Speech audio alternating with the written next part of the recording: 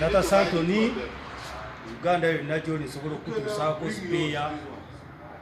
Emmotoka yonge efudde Uganda osobola okuweereza ebikutuukako bulungi nnyo Uganda. Oyagala motoka, oyagala bensi,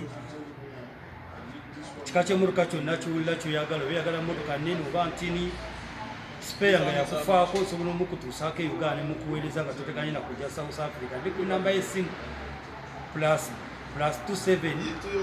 785 74 51 74 +27 785 74 51 74.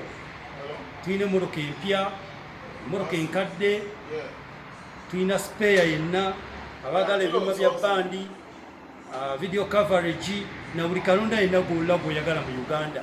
Tata Santoni nsobola okutuusaako nga toteganye kujja South Africa. Contactinga nange ku buli ky'owulira ky'oyagala. Yes.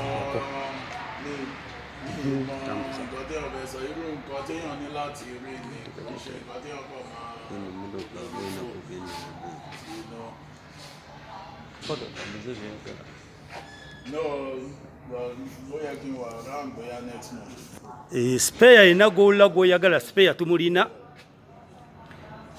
Contactinga Tata Santoni mba mukuweereza e Uganda nga toteganye na kusituka kujja South Africa. Emmotoka yonge efudde ekufuddeko e Uganda.